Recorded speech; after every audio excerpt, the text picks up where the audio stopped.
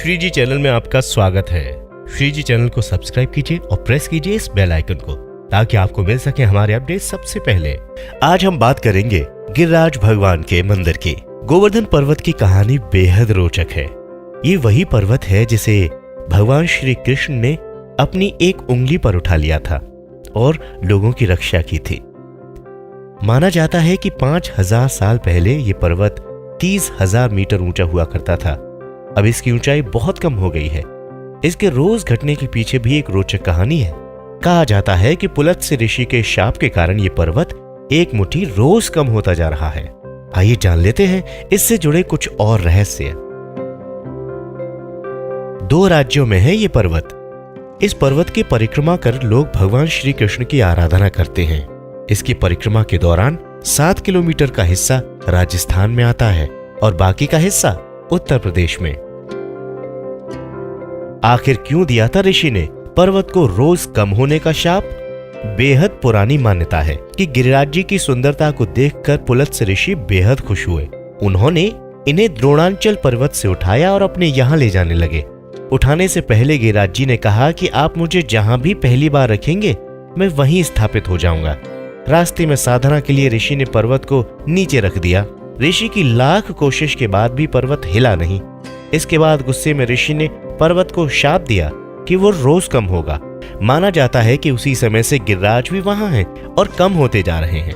दूसरी मान्यता ये भी है कि जब राम सेतु बंध का कार्य चल रहा था तो हनुमान जी इस पर्वत को उत्तराखंड से ला रहे थे, लेकिन तभी देववाणी हुई कि सेतु बंध का कार्य पूरा हो गया है।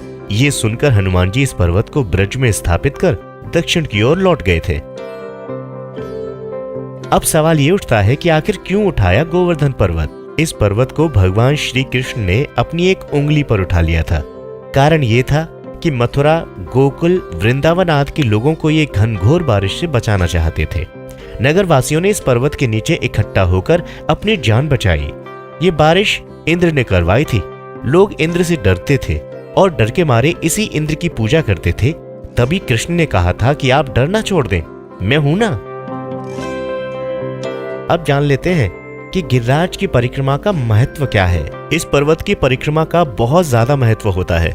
वल्लभ संप्रदाय के वैष्णव मार्गी लोग तो इसकी परिक्रमा अवश्य ही करते हैं, क्योंकि वल्लभ संप्रदाय में भगवान कृष्ण के उस स्वरूप की आराधना की जाती है जिसमें उन्होंने बाएं हाथ से गोवर्धन पर्वत उठा रखा है और उनका दायां हाथ कमर पर है।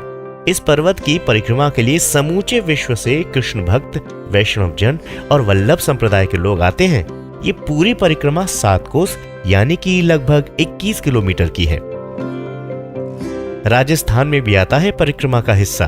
परिक्रमा की शुरुआत वैष्णव जन जतिपुरा से करते हैं और सामान्य जन मानसी गंगा से करते हैं और पुनः वहीं पहुंच जाते हैं। पुंचरी के लोठा में दर्शन करना आवश्यक माना गया है, क्योंकि यहाँ आने से इस बात की पुष्टि मानी जाती है कि आप यहाँ परिक्रमा करने आए हैं।